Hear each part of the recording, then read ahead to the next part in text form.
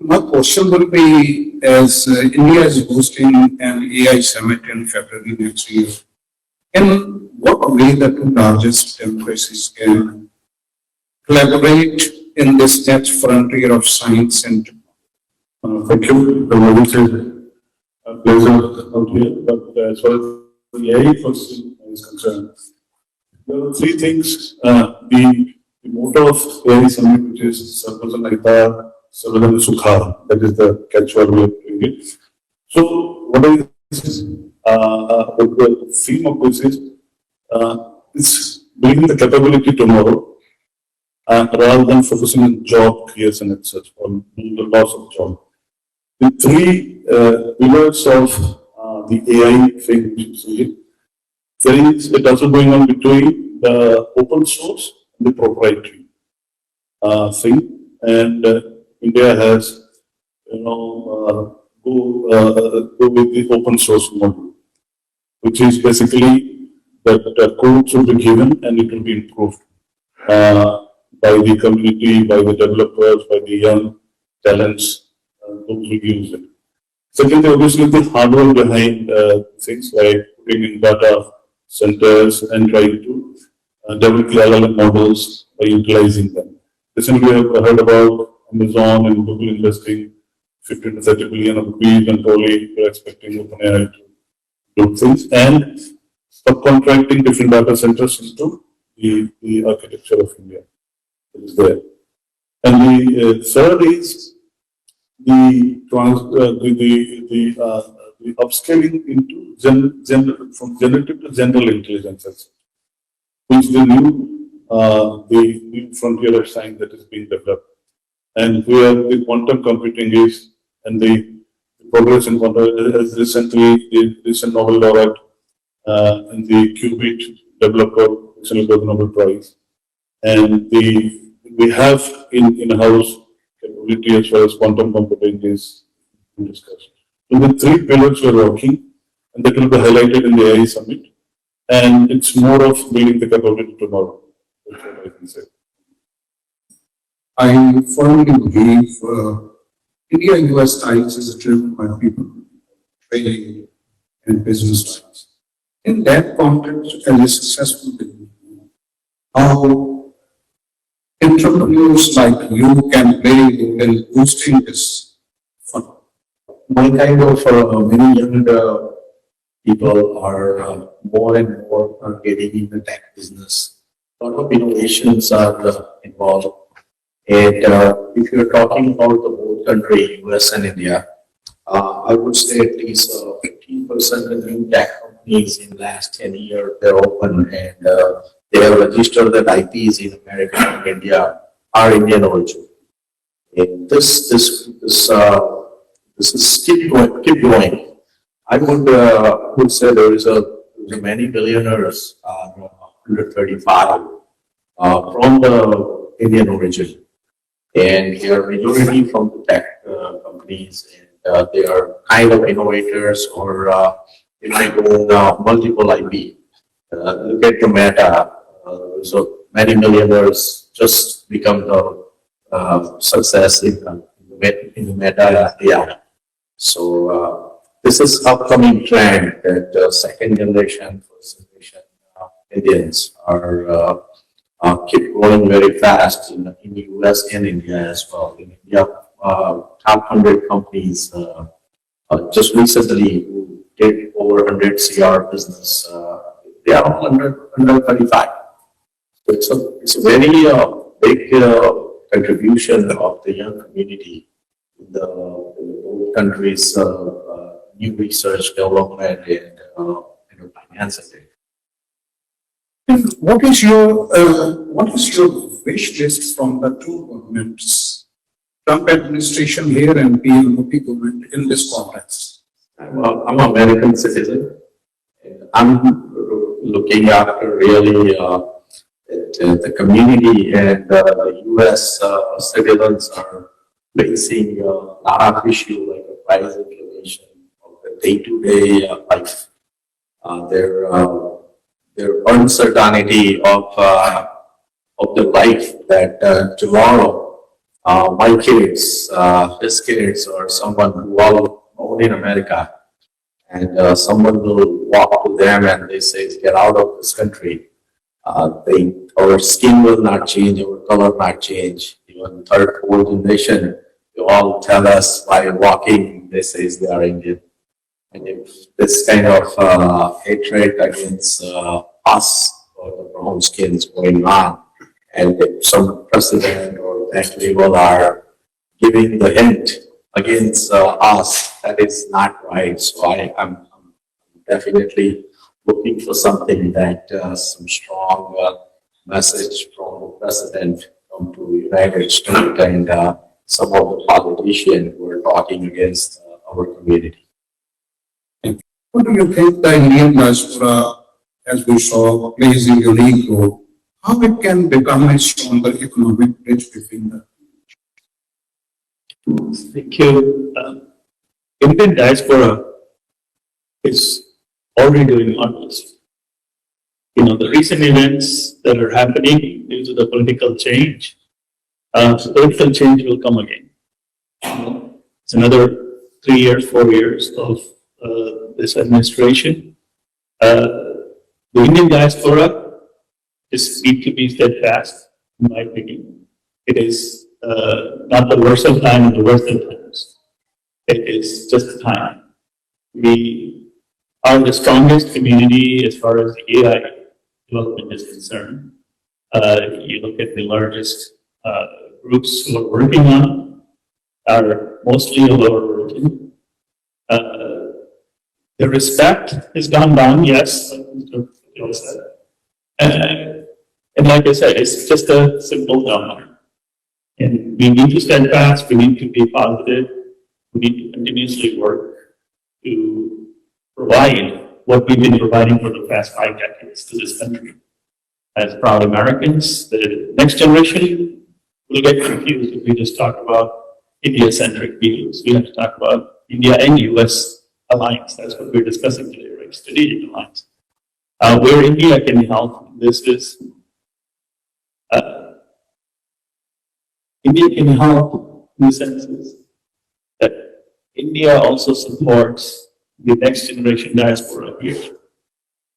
We see a lot from India where the other countries, I know I don't want to give India the countries, but they invite the Indian diaspora to learn from them. Indian, not only the students, it's foreign exchange students or something like that, but community leaders are invited to other countries to learn about other countries' culture and interact. And that kind of relationship Indian government needs to build with the American community, inviting them, not only students, exchange students happen all the time, the business leaders, they need to, the next generation business leaders, they're completely cut off. A lot of them don't want to go to India because the extended hand is not there. So that needs to happen. And I think India has a lot to offer. What Modi ji did, one thing is, the foreign dignitaries come from China, the usual governmental visit is no longer there. He's taking up to show real India. And that made a lot of change in people's mind. So that needs to happen with, I think, the diaspora, next generation kids. They need to be invited to see the real India as business entrepreneurs, as tech innovators. They need to go to India and see the real India. Same thing, Indian tech industry needs to be invited here to see real America. America is a beautiful place. It's not only a few cities that we always hear about, New York, Chicago, LA. It's much more than that. So much deeper interaction needs to happen to have a brighter future. And these times will pass. When I use my word of my father, winter is here, but spring is just around the corner. So, what role India-US bilateral trade can play in India or India's goal to becoming a 12th economy by 2047, which is targeted by the present government? Would be happy to achieve. No, thank you. I think this is, I dealt on this question in the previous session, but happy to share more. See, India has set a target to be $30 trillion economy by 2047. And the business community, the bilateral trade has to be a crucial component of it. Right now, US is the largest trading partner, with over $110 billion trade in last year, which is a good $50 billion trade surplus for India. And as we look from 4 trillion to 10 trillion by 2030, we need more investment. Look at the last quarter, the most number of FDI remittances came from the US. And not just that, the highest number of remittance of NRIs, India is leading the global remittance, over $130 billion annually.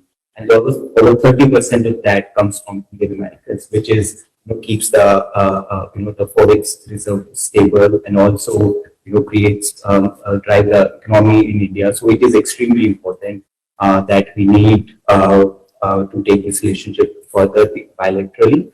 Both the countries have set target to take $500 billion, but on tariff there is a huge impact, especially in the small and medium industries in India, especially sectors like apparel, gems and jewelry, chemicals, and others. So hopefully, and India has agriculture there has been a demand from the US side to open Indian agriculture market, but it is clearly a red line, for the government of India to open up agriculture, because India, 50%, almost 50% of the people are dependent on agriculture. It contributes almost 50% to the GDP. But hopefully, as the USTR acknowledged that India has given one of the best deals, but the ball is in the president's court to accept it. But I think largely we see that there is enormous potential, apart from trade, like education is one sector. We do have the highest number of international students, over 300,000 Indian students studying at the campuses here, contributing almost $15 billion to the local economy. And what happens is, because the international students pay more fees, the universities here are able to subsidize local communities.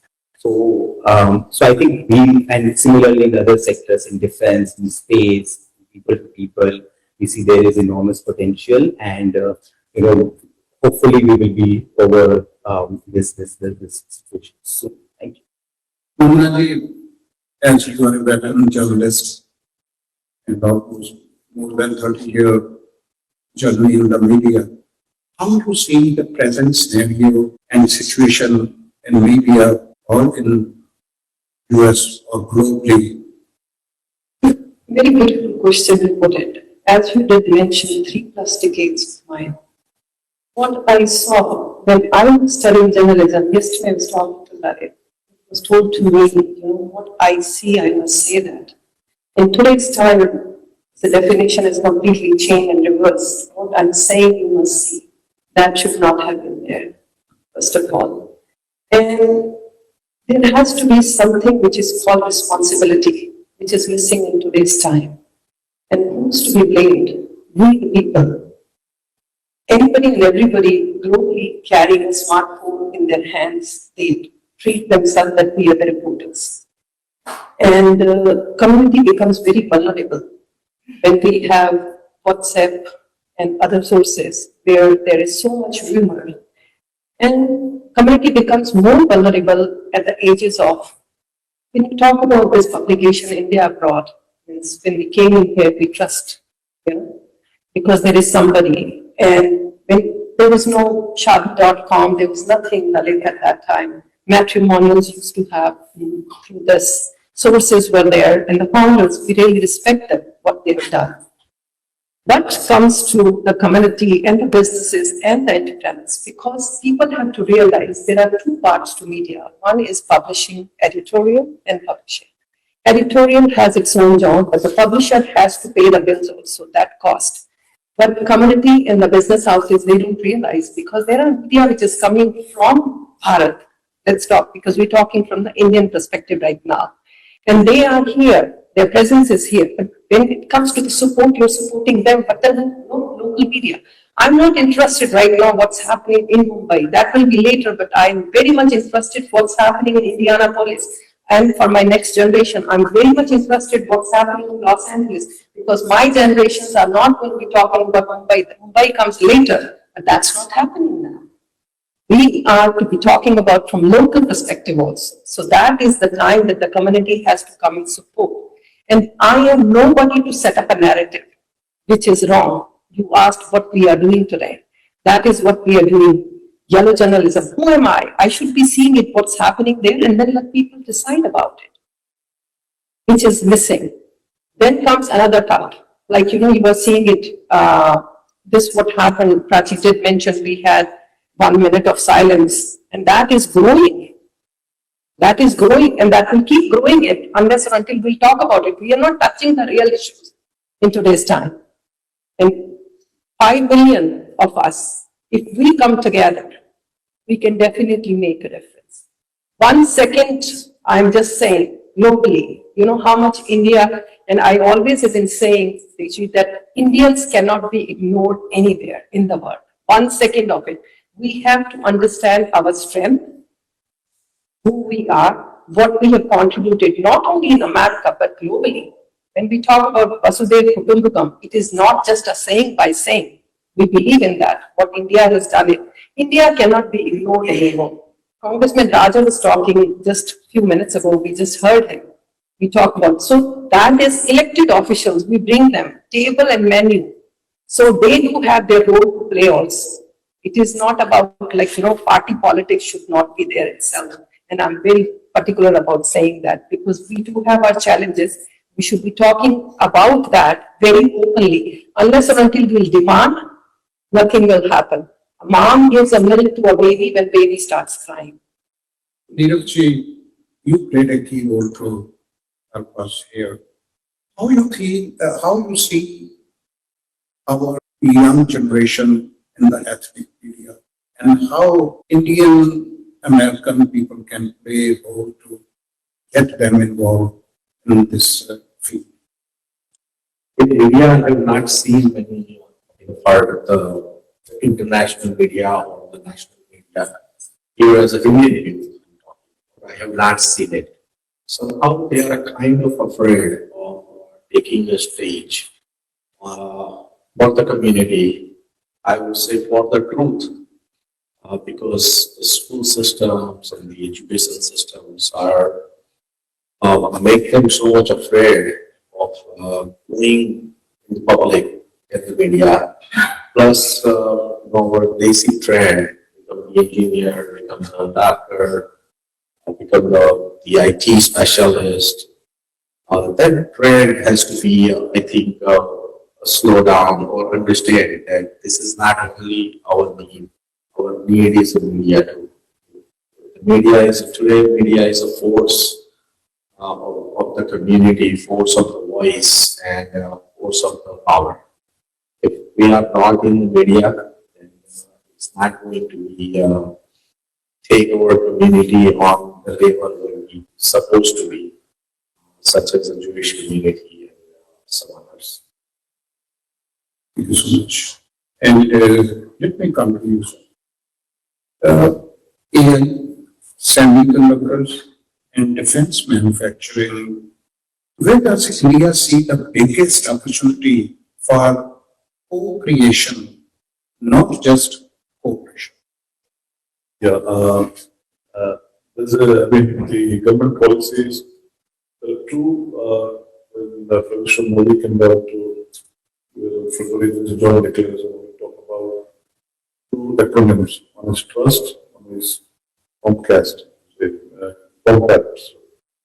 where it's about accelerating few 6-7 frontier technologies.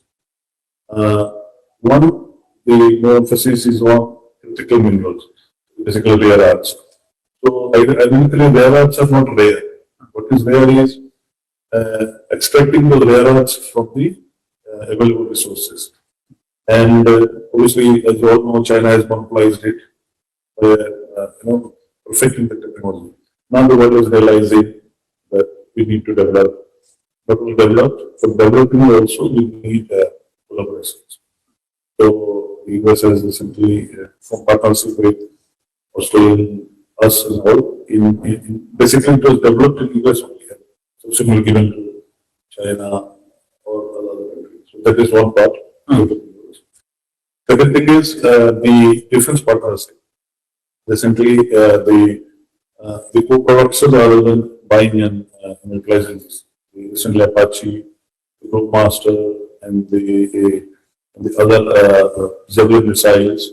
All those high-level discussion is going on to not only utilize the technology, but co-producing. That is second thing. Third is we're developing is the biological from emerging from the pharmaceuticals to bio-related stuff, like genetic editing. With many of the frontier technologies, if you see the Ozempic kind of drugs that is coming off from Jaro, so there is huge potential of research on genetics. So the three critical areas, there are others, but the three critical areas probably we're trying to focus.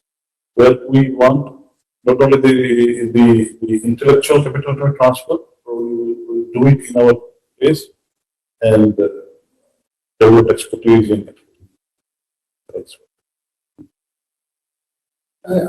How Indian diaspora can play a positive role to build those kind of things?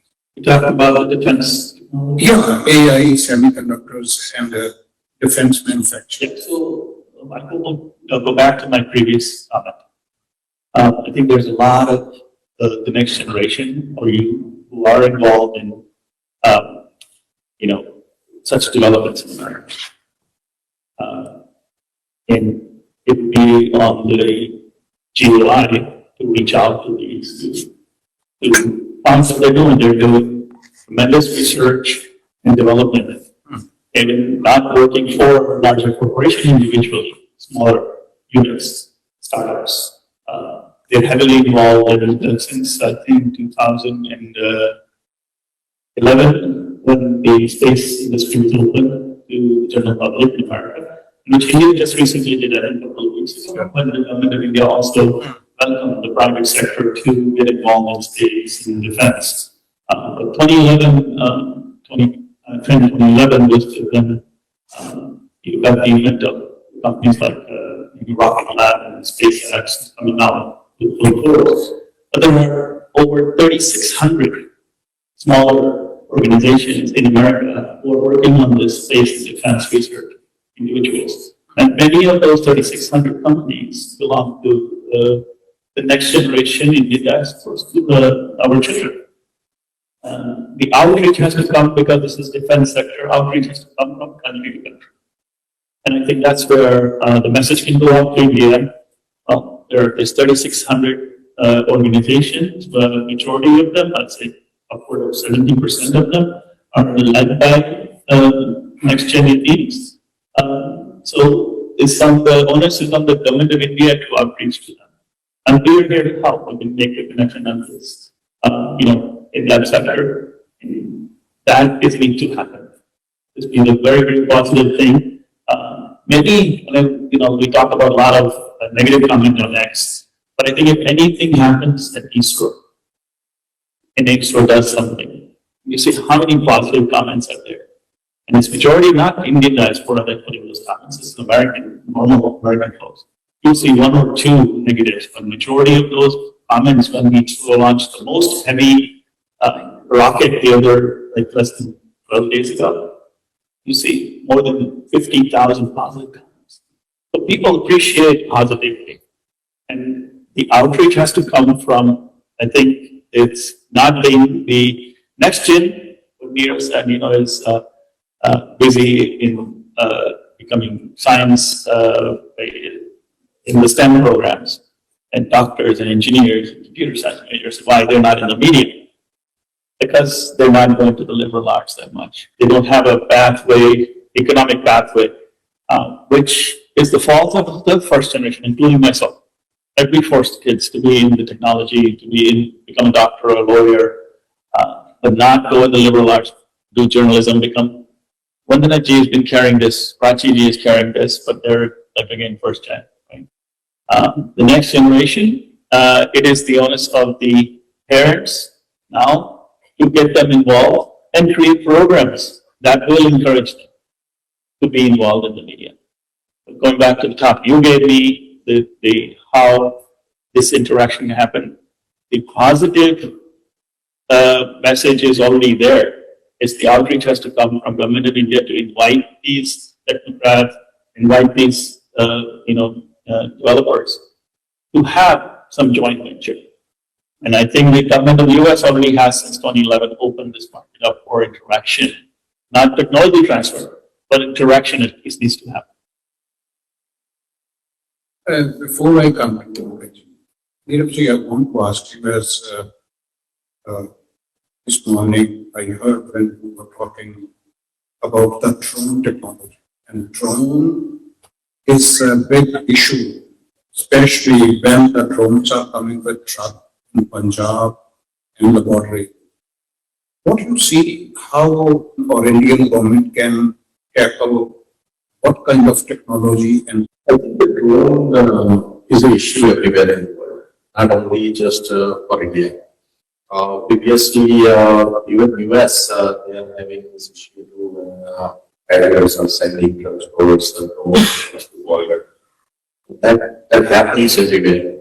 Just need to be proactive, give some more encouragement to the technology, and develop the new technologies. I know that India has a best technology of pending the drone.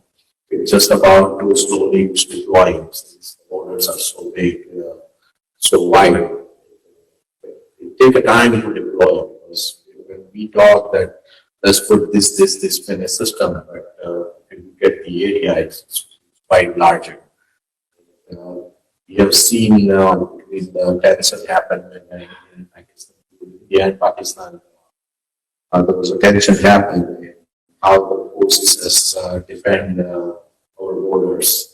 It was something phenomenal. The job they have done. I think the world recognize the way we encounter the drones coming from those are Turkish drones coming from the other side of the world. The way we defend Israel is also not that 100% capable to defend. So we are pretty much very well technology way. We are developing. We learn the lesson now, and new technologies slowly are placing on the border, and hopefully by this year, by end of this year, we'll be completely protecting the country from interfacing with all the outside. thank you so much.